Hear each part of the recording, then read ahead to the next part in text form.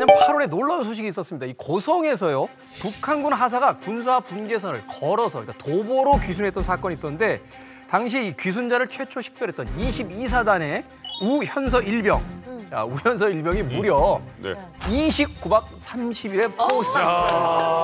와, 이건 뭐 29박 30일. 29박이요. 네. 한 달이 한 잔다. 달인데. 포상은 3박이 보통이고 맞아요. 통상 한 일주일 정도. 예. 길면 일주일인데. 전방은 조금 더 길었고 후방은 조금 짧았고. 아니 이게 가능합니까? 아니 저도 국방부 출입 기자 출신이잖아요.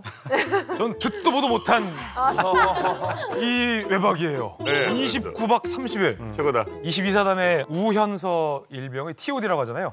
열 감시 장비. 네. 열상 감시 장비 TOD 담당이었어요. 그런데 당시 새벽 시간에 이제 경계 근무를 서고 있었는데 우리 다 경계 근무 서봤지만 안 섰구나. 아, 섰죠. 하고 싶었어.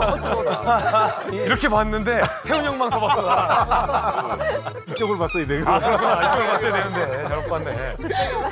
우리가 다 이제 새벽에 경계 근무를 서봤지만 졸리잖아요. 경계 근무 쓰면 꾸벅꾸벅 졸기도 한데 이 열상 감지 장비라는 게 사실은 잘 식별이 잘 안 되거든요. 근데 그 새벽에 그 졸린 시간에 무언가 한 점이 수상하다는 걸 우현서 일병이 파악한 거예요. 사실 전방적이기 때문에 고라니일 수도 있고 뭐 토끼일 수도 있고 멧돼지일 수도 있고 새일 수도 있는 건데 이게 평소에 보던 것과 다른 감지 결과다라는 것을 우현서 일병이 본능적으로 감지를 한 거죠. 그리고 상부에 보고를 했는데 그게 바로 북한군이 도보로 귀순하다. 그거를 새벽에 잡아낸 거죠. 소름이야. 그러니까 이상 징후가 있으니까 바로 이제 보고했고 당시 TOD 감시 반장 박승환 중사가 야 이거 큰일이다 해가지고 바로 이제 비상회의를 소집했고 근데 또 이 마침 군사분계선 주변을 또 순찰하던 중대장 이재하 대위가 바로 이제 현장으로 가가지고 귀순 유도 작전을 해서 무사히 왔고 박승환 중사 이재하 대위도 개인 표창을 받았습니다. 그 주인공들을 직접 이만갑에서 만나봤습니다.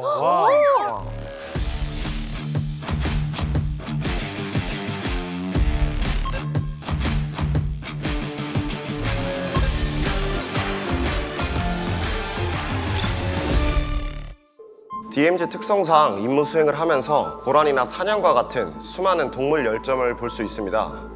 그런데 그때 우일병으로부터 보고를 받고서는 평소와는 동물과는 다른 이질감을 느낄 수 있었습니다. 그렇게 사람의 형태로 식별되었을 때 아, 이건 실제 상황이다 라는 생각과 긴장감이 몰려왔습니다.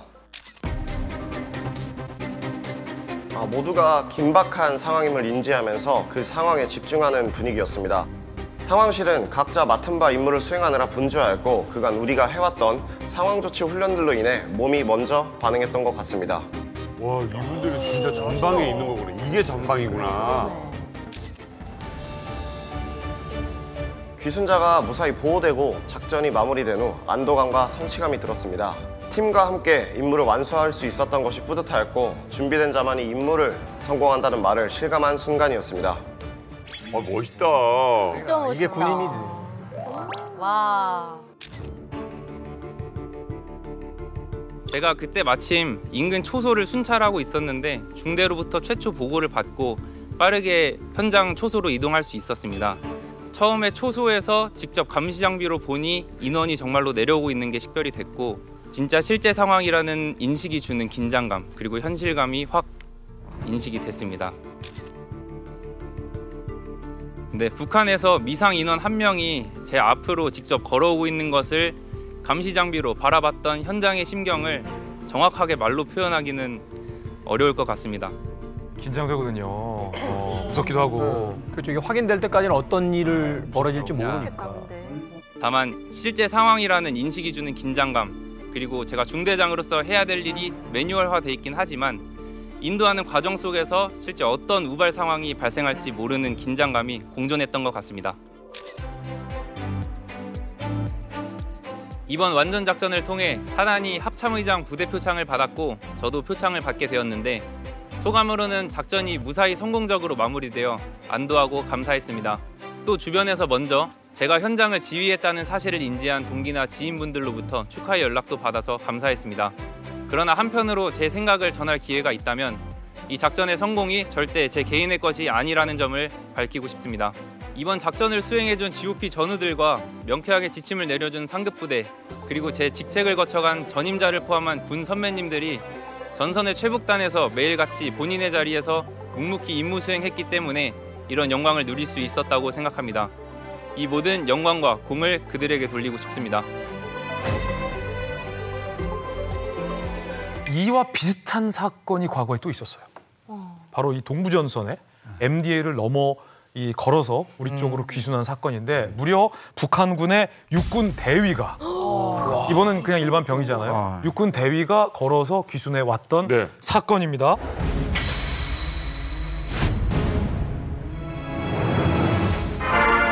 지난 5월 7일 동부전선 비무장지대를 넘어 의거 귀순한 전 북한괴뢰군 대위 신중철 용사가 서울 육군회관에서 기자회견을 가졌습니다. 야, 이거 뭐야, 옛날이네. 어이구. 뭐 나 태어나기 전이야.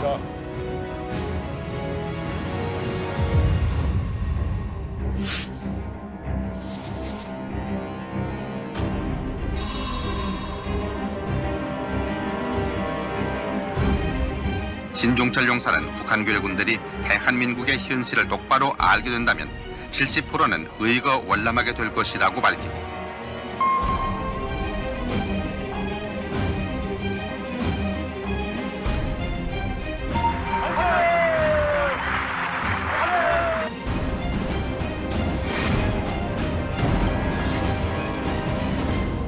이분이 북한군 최초의 육군 대위 기순이에요.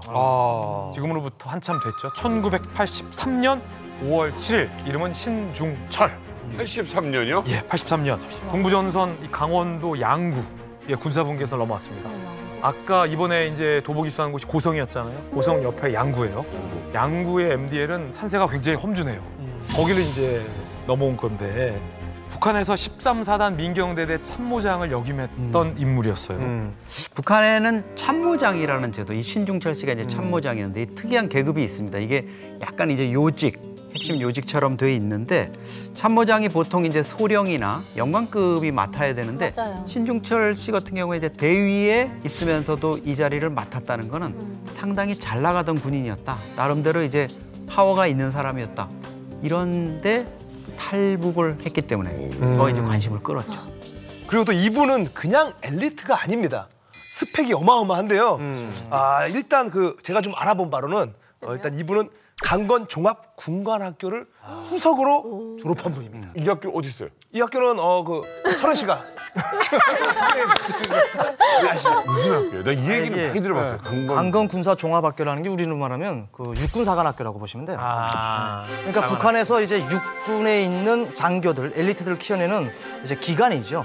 뭐 해군 키워내는 거는 무슨 뭐 김정숙 해군군관학교가 있고 이런 것처럼 다 따로따로 있거든요. 근데 여기는 이제 육군에서 장교를 육성하는 데인데 이제 한 개 중대가 한 100에서 200명 된다라고 치면은 한 개 중대에서 한 명 가면은 진짜 잘 깔다고 할 정도예요. 네. 그 정도로 이제 가기가 힘든 곳인데 이제 어쨌든 북한에서는 최고의 군관학교죠. 네, 장교를 키우는. 이게 강건이라는 지역이 있는 거예요? 아니, 강건이 누구냐면 강건이 이제 북한에서 말하는 혁명의 1세대 김일성 시대 때 강건이라는 존재가 이제 북한에서 김일성이를 충성을 했고 그리고 또 6.25 전쟁 때도 강건이 군사 지휘를 해가지고 또 남침해서 또 들어왔던 이런 전적도 있어가지고 되게 군인으로서의 기질이 특출난 사람이다라고 해가지고 네. 우리 통일되면 제일 먼저 부셔서 그렇죠. 네. 우리한테는 완전 저거죠. 항일 빨치산 1세대로서 이제 김일성이하고 같이 이제 활동을 했고 말씀들 하셨던 것처럼 이제 6.25 때 북한의 총사령관으로서 이제 전쟁 지휘를 했었고 그래서 그걸 이제 기리기 위해서 강건종합군사군관학교를 만들어놨는데 우리 사관학교는 이제 고등학교 졸업하고 이제 이렇게 가는 시스템인데 여기는 이제 일반 병사들 중에 아까 말씀하셨던 것처럼 아주 우수한 병사를 중대에 뭐 한두 명 이렇게 뽑아갖고 이제 올라가서 이제 공부를 해서 소위를 만들어내요. 아니 이렇게 사실 입학조차도 힘든 데인데 이 신중철은 무려 전 과목을 만점 수석했어요. 1등으로 졸업했다고 합니다. 그냥 사람이 아니네. 강건 종합군관학교를 수석을 졸업을 하면서 이 신중철 중이 13사단의 민경대대 정찰 참모가 됩니다. 말하자면 이제 요직을 차지하게 되는데 말만 들어도 정말 어마어마한 출세가도 이제 올라서게 되잖아요. 근데 이게 끝이 아니라고요? 맞습니다. 이 신중철은 민경대대 이 정찰참모 생활 4년 만에 네. 정말 이번에는 사단에서 단 3명만 뽑는다는 김일성 군사종합대학 입학에 추천됩니다. 아니 아까 국사 갔다고 그랬잖아. 근데 또 뭐 김일성 군사종합대학을 가면 이거 뭐 국방대학원을 가는 거예요? 어디 이건 이제 장년급으로 올라가는 거예요. 보통 이제 한 개 사단이 한 10,000에서 20,000 정도 되거든요. 거기서 3명 뽑히잖아요. 그럼 완전 엘리트 중에 엘리트예요. 그리고 이제 강건 군사종합대학을 졸업했는데 거기도 이제 엘리트들이 가는 곳이라고 하지만 그거보다 더 높은 단계. 이거는 그냥 장교를 키우는 거고 장군을 키우는 데는 김일성 군사종합대학입니다. 서아 씨도 들어봤어요? 이 학교? 네, 여긴 진짜 유명해가지고 이제 평양에서도 보면 여기 막 뇌물저도 못 가는 것이죠. 그렇죠. 네. 왜? 뇌물저도 못 가고 아니 그만큼 경쟁이 너무 심해서 실력도 되고 뇌물도 줄 사람이 너무 많은 거예요. 그래서 그 중에서도 진짜 특별한 사람만 갈 수 있는 것이죠. 일단 출신 성분이 정말 좋아야 되니까 다 잘 사는 집안이고 거기다 이제 승승장구한 사람들이니까 이제 뇌물 가지고는 안 통하는. 안 통해요. 네. 김일성 군사종합대학 하면은 김정은이 다닌 데거든요. 그렇죠. 그러니까 신중철이 사실 김정은의 선배라고 할 수가 있는 거고요. 또 신중철 이분이 거기 다닐 때 누가 다녔냐면 김평일이 다녔어요. 김평일이라고 누구냐면 김일성의 아들인 거죠. 그렇죠. 그러니까 김정일의 이복 형제예요. 그러니까 얼굴도 잘생겼고 그다음에 키가 1m 80인데다가 굉장히 뭐랄까 그 인기가 많았대요. 그 대중 선동도 굉장히 잘하고 친화력도 많고 그래서 사실은 한간에서는 후계자가 얘다 장군감이다라는 얘기가 있었는데 결국은 김정일과 권력 다툼에서 밀려나서 평생 이제 바깥으로만 떠돌죠. 뭐 핀란드 대사도 하고 그다음에 헝가리 대사도 하고 마지막에 이제 체코 대사까지 하고 지금 평양으로 들어갔거든요. 그런 사람이랑 같이 학교를 다닌 거예요. 두 사람은 곧 절친한 친구가 됐고 성적도 이제 1등, 2등을 나눠서 하면서 야, 이거 또 이제 북한의 최고 상위 엘리트를 이제 지향하게 되는 거죠. 그리고 이게 두 사람이 보면 사실 나이 차이가 한 6살 정도 있어요. 그러니까 김평일이는 54년생이고 신중철 씨는 48년생이 있기 때문에 6살 차이가 있는데 평일이는 이제 제가 보기에는 군대도 제대로 가지 않고 이렇게 해가지고 이제 온 거고 뭔가 그런 상황에서 신중철이 보면 이 학교에서 아마 멘토 역할을 좀 해주지 않았을까 이런 느낌이 듭니다. 아니 우리로 치면 어떻게 보면 이제 제일 친한 친구가 대통령의 아들인 거잖아요. 그렇지. 아니 그러면은 이제 학교에서도 아무도 이 신중철을 건들 수가 없을 것 같은데. 그렇죠. 이제 황태자하고 베스트 프렌드가 된 상태에서 김일성 군사종합대학에서 이제 고급 장교 과정을 마치고 대위로 돼서 동부전선의 또 최고 요충 부대인 13사단에 거기에 참모장으로 근무를 하게 되는 거예요. 그러니까 이거 뭐 아무튼 황태자와 지금 친한 상태라서 고속도로 탄 거예요, 그냥. 쭉 밟으면 되는 거 아닙니까? 그렇죠. 지금까지만 들어본 모든 이야기를 종합해 보면 정말 북한에서 이제 승승장구, 소위 이제 최고위층의 인맥까지 생겼겠다. 그렇죠. 정말로 이제 앞길이 다 보장이 돼 있는데 이렇게 잘 나가는 군인이 도대체 왜 탈북을 결심하게 되는 겁니까? 그렇게 잘 나가던 참모장 신중철 대위가 왜 마음이 바뀌었을까? 이 사건으로 인해서 잘 나가던 신중철 대위의 마음이 요동치기 시작합니다. 이 사건은 뭘까?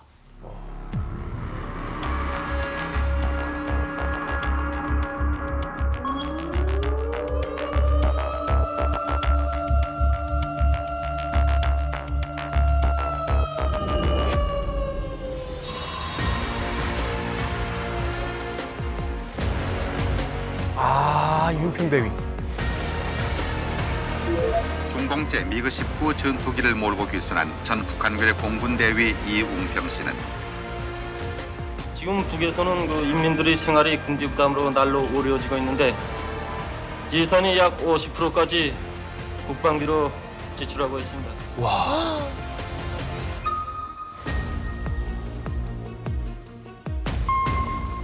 아, 진짜 저 당시에 미국기를 몰고 왔으니. 그러니까.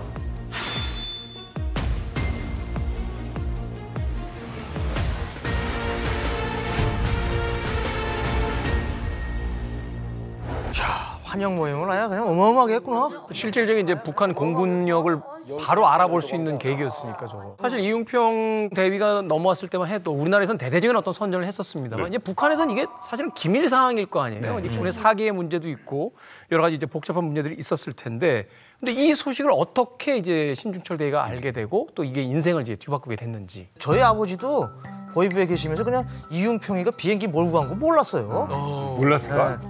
그때는 그게 우리나라에서 이렇게 홍보를 했지만 우리나라에서는 북한에서 그거를 이야기하면은 북한의 비행사들이라는 건 아니라 엘리트들인데 하늘에서 그 사람들이 뭐 결심 먹으면 못 오겠습니까? 그러니까 그걸 알려주지 않죠. 아니 못 들어봤어요. 아예 어른들한테. 못 들어봤어요. 그리고 저희 할아버지도 비행사였거든요. 근데 그래요? 할아버지한테도 못 들어봤어요. 그만큼 철저히 기밀로 했죠. 그렇죠. 그리고 또 비행사들은 일단은 혜택이 엄청나게 많아요. 그런데 이제 맞다 하는 것도 이제 믿기지도 않고. 어떻게 보면 이제 최전방이 비무장 지대에서 이제 근무를 했었잖아요. 네. 그러니까 한국 전파가 잡히니까 혹시 한국 TV를 이렇게 몰래 보다가 그럴 수도 있고. 그걸 좀 보게 된 게 아닌가라는 생각이 근데 이제 신중철이 김일성 군사종합대학을 나와서 핵심 요직 참모장에 있었지 않습니까? 최전방 부대. 예. 북한 주민들한테 83년 2월 25일 날 있었던 이웅평의 귀수는 극비사항이었어요. 네. 북한 고위층들도 그렇겠죠. 잘 모르는. 흔들리니까. 그런데 북한이 이 최전방 부대에 있는 사단장이라든가 참모장 이런 요직에 있는 사람들한테는 이웅평의 귀순 사실을 통지를 해줬어요. 왜 그랬을까요?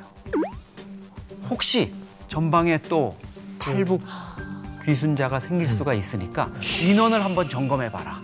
그리고 철저히 좀 감독을 해라. 이렇게 내렸는데 신중철 머리가 좋잖아요. 네. 신중철이 그 소식을 듣고 그 전파 내용을 듣고 생각이 이제 딴 데로 흐른 거죠.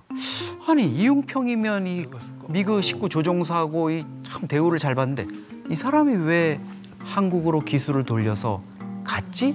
해가지고 이제 신중철이 흔들리기 시작해요.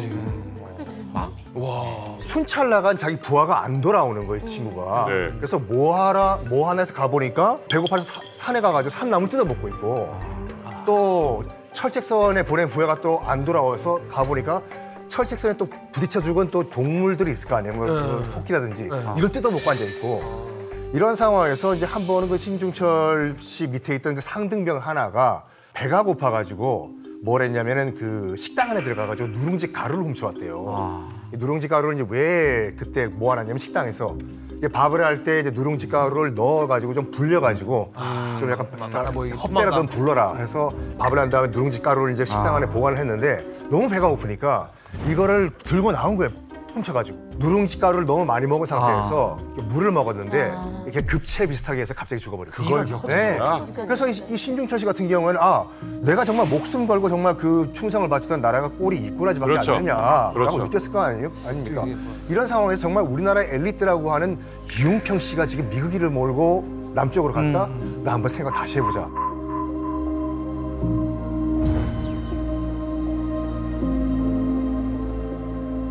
참모장 정도면은 좀 모두가 좀 알아볼 만할 것 같은데 이 특이한 행동을 하면 좀 눈에 좀 많이 띄었을 것 같은데요. 그렇습니다. 그래서 신중철이 한동안은 마음속으로만 탈출을 할까 말까의 어떤 고민을 하고 있었던 것 같아요.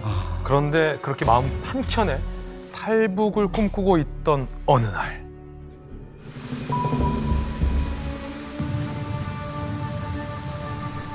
밤샘 근무를 하고 새벽 6시에 초소에서 일어나 나왔는데 그날따라 안개가 자욱하게 껴서 한 치 앞도 보이지 않는 거예요. 이런 날 월남하면 좋겠구나 싶었다는 거죠. 조금 있다가 소대장이 순찰을 나간다고 보고를 했는데 야 이거다 싶어서 오늘은 쉬라 내가 대신 나가겠다 라고 하고 3명의 순찰조랑 함께 철책 순찰을 나갑니다. 그런데 하늘이 도운 건지 순찰을 돌다가 마침 망가져 있는 철책을 발견합니다. 그쯤 공병들이 비무장지대를 많이 드나들었는데 그것 때문에 망가졌던 것 같은 거예요. 그걸 보고 핑계를 찾은 신중철이 순찰조에게 야 철책 좀 고치게 초소 가서 공구 가져오라 라고 지시를 한 거죠. 그렇게 순찰조 3명을 돌려보낸 뒤 혼자가 된 신중철은 주변을 살핀 다음 철책을 통과합니다. 와. 철책을 통과합니다. 와.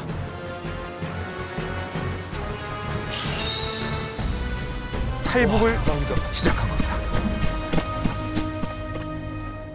이제 당시 순찰초가 이제 돌아올 때까지 약 20분 정도의 시간이 있었다고 하는데 네. 그러면 나중에라도 신중철 대위 입장에서 현장을 이탈했을 때 추적반이 오면은 노출이 되니까 네. 발자국을 여러 군데로 놔놨다 그랬잖아요.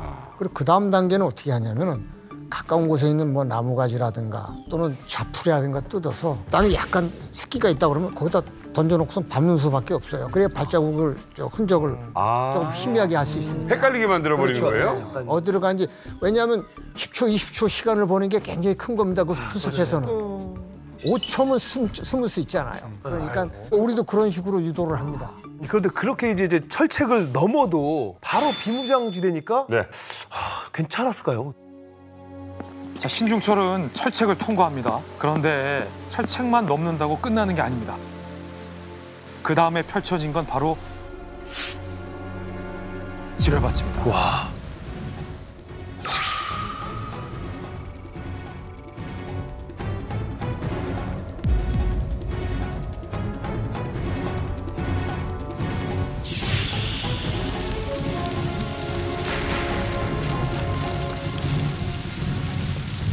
물론 지뢰에 대해 신중철이 잘 알았다고는 하지만 만약에 지뢰를 실수로 밟았다면 펑! 하고 사망할 수 있었던 위험천만한 상황들을 통과합니다. 무사히 지뢰밭을 빠져나온 신중철은 풀숲을 헤치며 남쪽으로 그저 쭉 무작정 내려와요. 그러다가 허리 높이의 작은 하천이 나타나서 그걸 걸어서 건넜는데 그게 나중에 알고 보니 남측의 비무장지대 안에 있는 양구 사테리에 있었던 강이었어요. 그렇게 사테리에 있던 강을 건너와서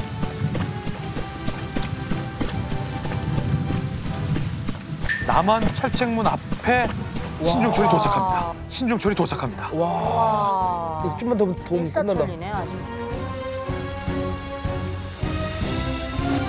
아침 9시경 처음 만난 우리 경비병들에게 귀순하러 왔다라고 밝힌 신중철. 그렇게 한국군 초소로 들어가면서 무사히 귀순에 성공합니다.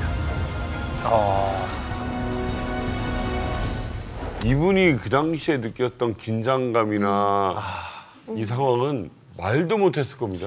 근데 비무장 지역이 이제 4km라고 하셨잖아요. 네네. 자기 인생에서 가장 긴 거리죠. 4km. 그래. 이 4km가 사실은 40km나 400km보다 더 긴 거리.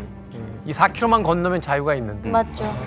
목숨을 걸어야 되니까. 민경대대 이제 참모장이었고 매일 작전을 했으니까 지뢰가 지금 대략 어떤 상태라는 것은 정확히 알고 있는 거죠. 자기 작전 책임지기였으니까.